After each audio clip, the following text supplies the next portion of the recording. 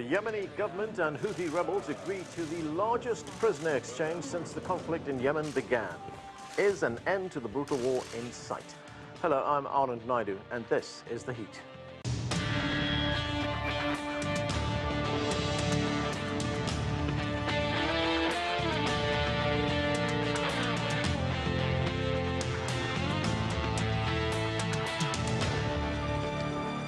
Under the United Nations brokered deal, both sides will free more than 1,000 prisoners and detainees, steps aimed at reviving a stalled peace process. The Yemen war, now in its sixth year, has killed tens of thousands of people, mostly civilians, and sparked what the UN calls the world's worst humanitarian crisis. For more on the conflict in Yemen, let's bring in our panel. Joining us from Sana'a in Yemen is Radia Al-Mutawakkil. She is the co-founder and chairperson of Muwatana, an organization for human rights. She was named one of Time magazine's 100 most influential people in 2019. Baraa Shiban comes to us from London. He's a Yemeni activist and Middle East and North Africa caseworker at the human rights organization Reprieve. Also from London, Elisabeth Kendall is Senior Research Fellow in Arabic and Islamic Studies at Oxford University's Pembroke College. And with us here in Washington, D.C., Gerald Feierstein is the Senior Vice President of the Middle East Institute and a former U.S. Ambassador to Yemen. Welcome to all of you to the show. Radia, let me start with you in Sana'a in Yemen. Your organization, Muwatana, has been doing a great deal of humanitarian work in Yemen. You yourself involved in much of that work. What can you tell us about the status of the war right now? Yeah, well, actually, Muwatana is a human rights NGO.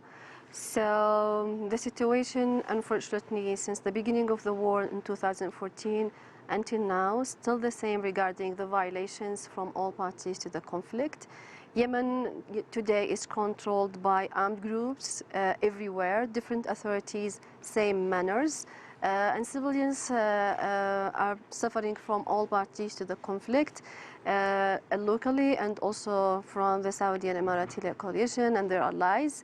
So the suffering is still the same. The huge absence of accountability is still the same.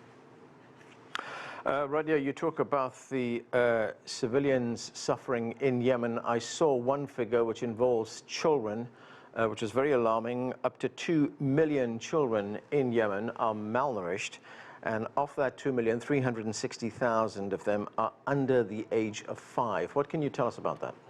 Yeah, and what I want to highlight that the crisis in Yemen is not a natural crisis. It's a man-made crisis, a war crisis.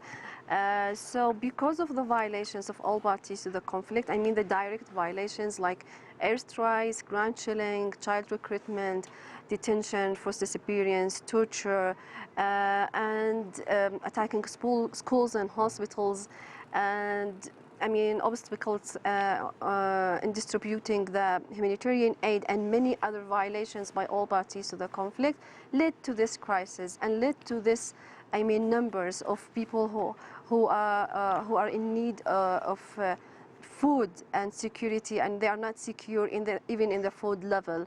So Yemenis, there is a starvation in Yemen, but we keep saying that Yemenis are not starving. They are being starved because the war is used, I mean, starvation is used by parties to the conflict as a weapon of war also.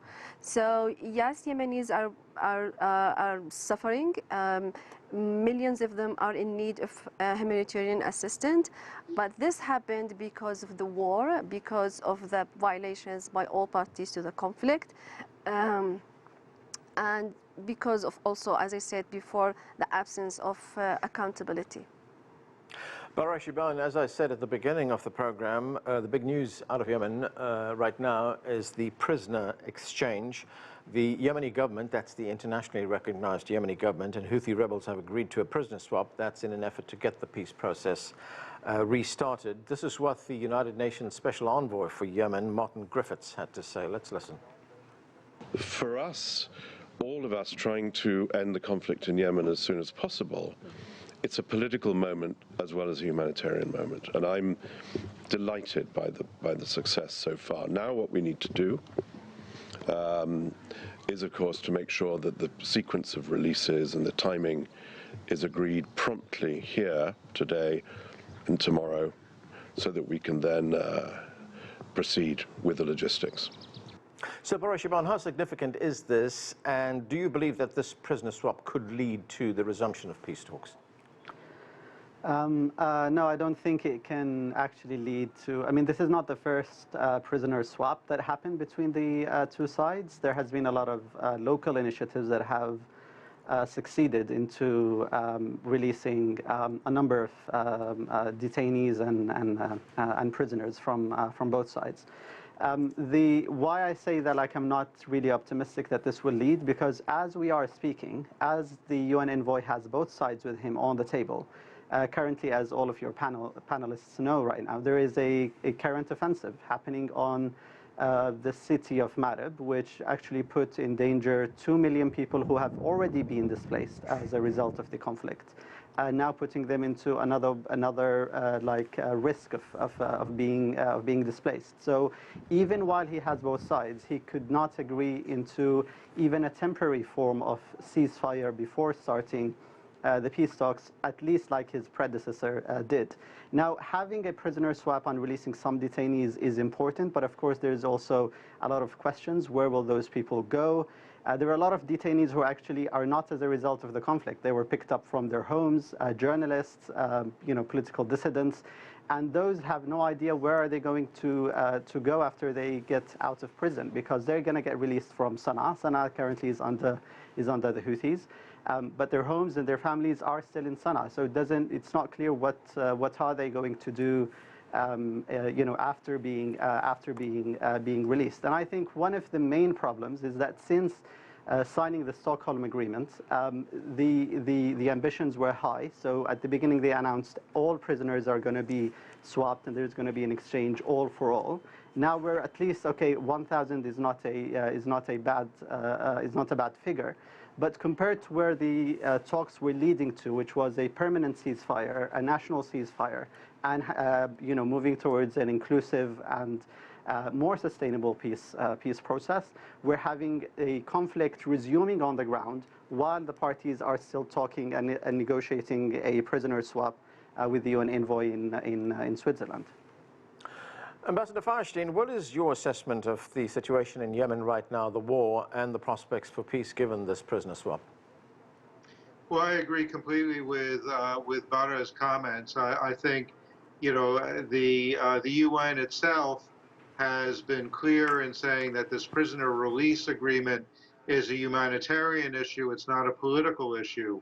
So we should be pleased with the fact that that so many of these prisoners are going to be released.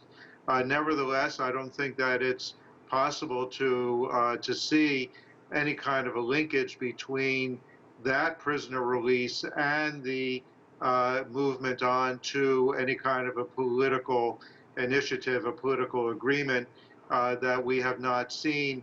Really, the best prospect for a political agreement was in Kuwait in 2016. We have not seen significant movement towards a resolution of the conflict in the last 4+ years. So, and again, as Baraa said quite correctly, while we're talking about the prison release, we're also looking at a very, very difficult situation in Marib, in Al-Jalf, and elsewhere, where the conflict is still raging, where the Houthis are continuing their aggressive campaign to try to expand their control of territory and of people. And under those circumstances, it's very difficult to see how Martin Griffiths can really turn this around and start moving towards any kind of a political negotiation or solution. Ambassador, at the very least, couldn't this prisoner swap at least build some confidence on both sides?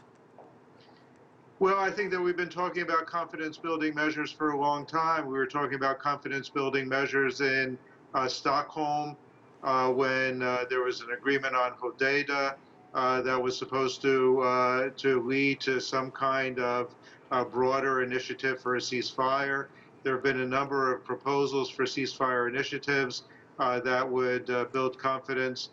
There have been other things that were billed as confidence-building gestures, but have never actually been translated into any kind of serious momentum towards a resolution. All right, let me bring Elisabeth Kendall into the conversation. Elisabeth, a spokesperson for the Saudi-led forces, described this prisoner swap deal as, quote, a positive agreement. Let's listen. The aim behind this agreement is purely humanitarian. It will also establish a solid base for dialogue between Yemeni parties and for reaching a comprehensive political solution in Yemen. So, Elisabeth, there we heard it as well from that spokesman, the Saudi spokesman, saying that this deal is purely humanitarian, making the distinction that don't read too much into it. But do you believe that it could lead to some kind of a political settlement? Well, naturally, the hope is there that it's the start along a path of something greater. In fact, the extract you just played, he did say the hope is that it will lead somehow to a broader political solution and a ceasefire.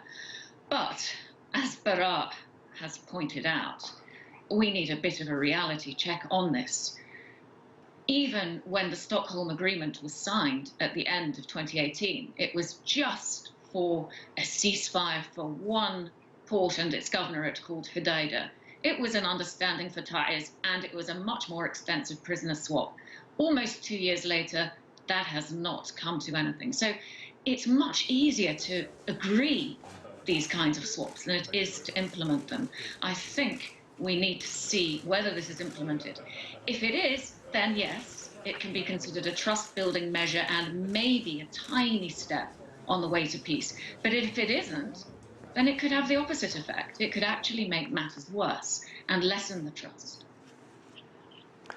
Radia, looking at the conduct of the war, you were quoted in the British cable news channel Sky News as saying, and I'm quoting here, the huge gap when it comes to Yemen is accountability. What can you tell us about accountability and these war crimes that are being committed there?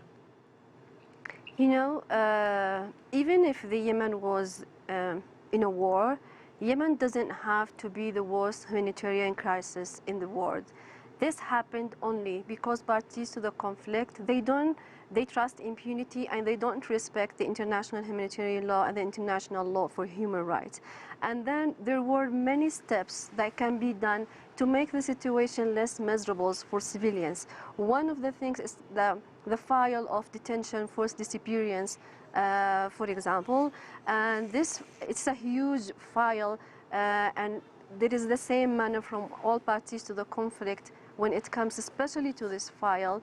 And I hope the last agreement will lead to something. I cannot I will not complain if 1,081 prisoners go back to their families. It's going to be a step, even if it is very late and it's not complete, but it's still something if it was implemented. But also other violations like the airstrikes by the Saudi and Emirati-led coalition, ground chilling by Houthis and landmines also by Houthis, attacking schools and hospitals by, the Saudi and Emirati-led coalition, by Houthis, by the other local armed groups, and many other violations are still going on. But we were saying that one of the things that parties to the conflict can do is to respect civilians. And there are very preventable violations, but it never happened. And these violations are not less because of the huge lack of accountability, as I said. The GEE, or the UN group of eminent experts, in their new reports, they titled it with the Pandemic of Impunity.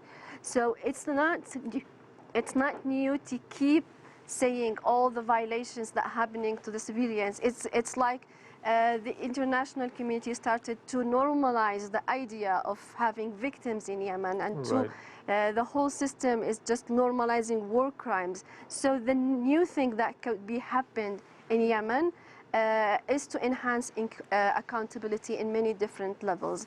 Otherwise, you will just hear from me the same violations I'm talking about now, even next year. Baraa Shiban, 80% of Yemenis currently depend on foreign aid. The United Nations is calling on Houthis to reopen the airport so that aid could get through. In fact, the British organization Oxfam says 200 metric tons of aid hasn't been able to reach the country, where we see a number of people without enough to eat, and that number has risen to 43%. And then, of course, you add to that the COVID crisis. Yemen has also been a victim of that. How can this situation be resolved? Just the humanitarian part of that, getting aid through.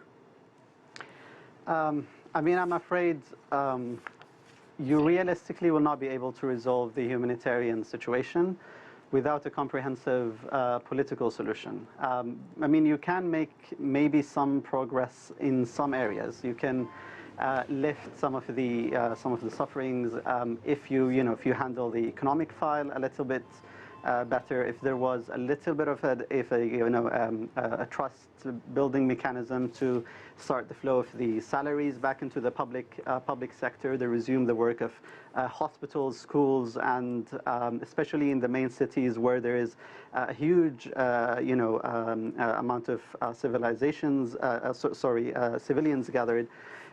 These could be implemented, but it could easily be, the reverse could easily happen once a new cycle of violence erupts in this city or that. As rightly mentioned by Radhiya regarding the lack of accountability and the prospects of the situation is just looking more grim as we move forward. I'm afraid without a comprehensive political solution, and when I say comprehensive, I mean on all levels, security and military arrangements copied with a comprehensive political deal that can actually put the lay ground for something more sustainable to look into the future. Right. I'm afraid we're still going to be stuck into this for some time. Baraa, when you talk about a political solution, can you give us an idea, very briefly, of what the contours of that political solution would look like? I mean, are we talking about a power-sharing government here? I mean, the closest thing that we came to a political solution, as the ambassador mentioned, was in the Kuwait agreement. There should be an agreement that is inclusive and that is built on compromise. On the Kuwait agreement, there was a basic understanding that there needs to be a power-sharing agreement, which is a coalition government come into place that is going to come back to Sana'a in exchange for the Houthis to withdraw their forces from the areas they took control. Now, from that moment until now, and with that happening, there was a kind of a national ceasefire happening on the ground. So it looked like something was moving on during the Kuwait talks. Now, from that moment until now, there hasn't been any progress. And actually, as I mentioned to you at the beginning, while we are talking right now, there is an offensive led by the Houthis on the city of Marib, which is basically putting another 2 million displaced Yemenis into the risk of being displaced again. So I think that's kind of the challenges. The framework of a political solution is somehow there, but the conflict hasn't settled in a way that can actually push the process forward. Ambassador, Britain and the United States are the main suppliers of weapons to Saudi Arabia.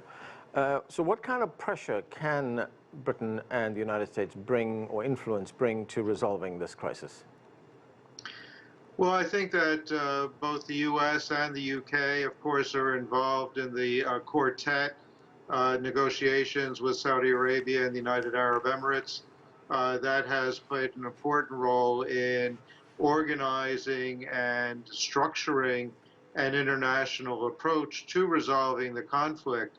But as I think has been made clear by both Ms. Al-Mutawakkil as well as Baraa Shiban, really the issue is not simply putting pressure on Saudi Arabia or the UAE. There needs to be a comprehensive approach that addresses the actions of both parties. And as long as we're not able to exert an equal amount of pressure and influence on the Houthis to get them to come back to the negotiating table and to participate seriously in efforts to reach a political resolution, we're not going to be able to bring this issue to a conclusion. The issue at the end of the day requires the Yemeni parties themselves to come to an understanding and to come to an agreement. It's not going to come from the outside. It's not going to come from Saudi Arabia or the U.S. Or any other international party. It needs to be on the basis of an understanding amongst the Yemenis. Elisabeth, the ambassador there talking about a comprehensive process. What are your thoughts on a political solution moving forward? Well, a political solution moving forward is difficult, I think, for the US and the UK to have a credible voice in that when we are selling weapons to combatants in the war. And while those weapons are killing civilians, which they are, not all of them, I think it's then very difficult for us to come in and have a view on how the crisis should be resolved. Leaving that to one side, naturally, of course, the Houthis have committed despicable atrocities as well. The difference is that we are not selling them weapons. We're selling them to the Saudi-led coalition. What the UN needs to do, as the neutral body around here, is listen more to Yemenis.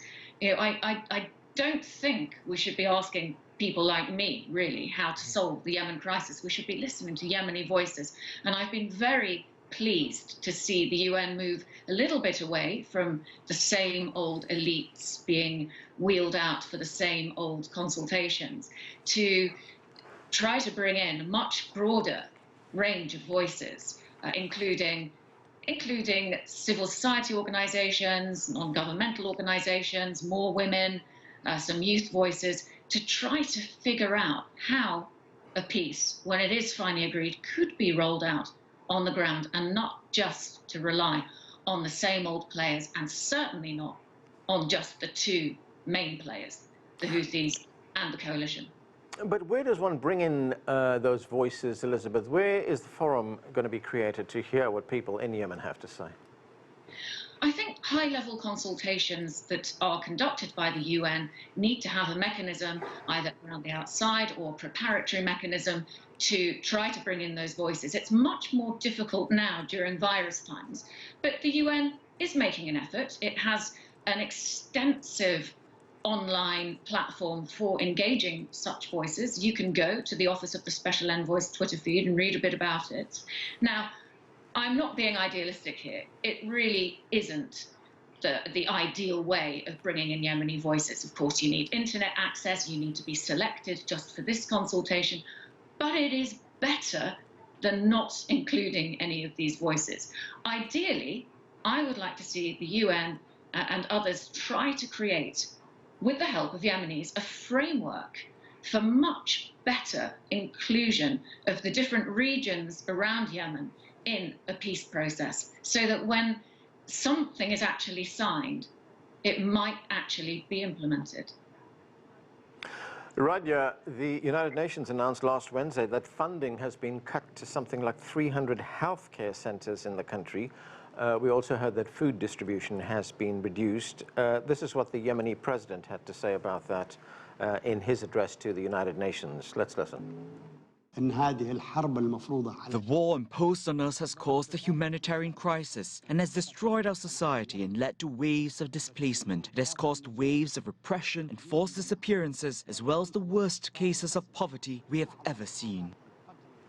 So, Radia, what do you think needs to be done now to resolve that part of it? I mean, as the UN said, there's a shortage of funding. Well, first I want to just clarify that ceasefire is not a political, agreement. The political solution is much more than ceasefire.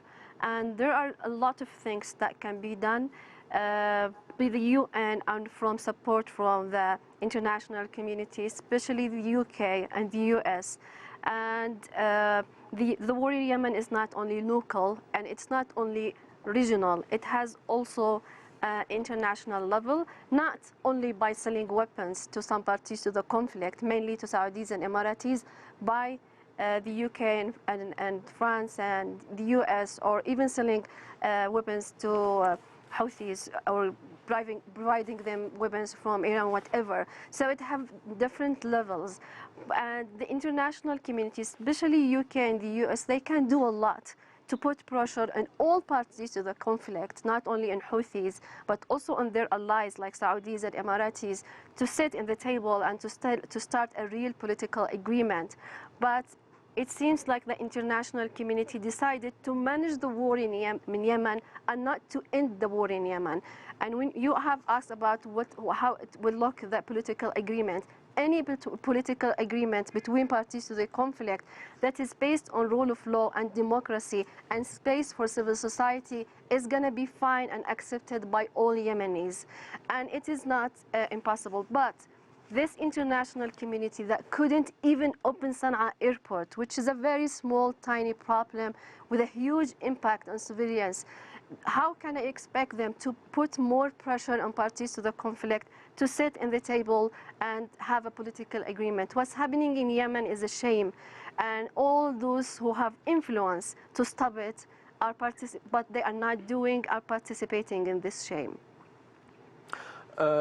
Baraa Shiban, there's a United Nations report which calls for alleged war crimes to be referred to the International Criminal Court. Do you see that happening? Realistically, no, I don't see that happening, at least not anytime soon. I mean, we don't know what's going to happen in the future. But the current situation, and unfortunately I have to say this, will in a way include some parties and some individuals who have been committing or have been implicated with human rights abuses. And I totally agree with Radhia when she said that there should be some level of accountability. And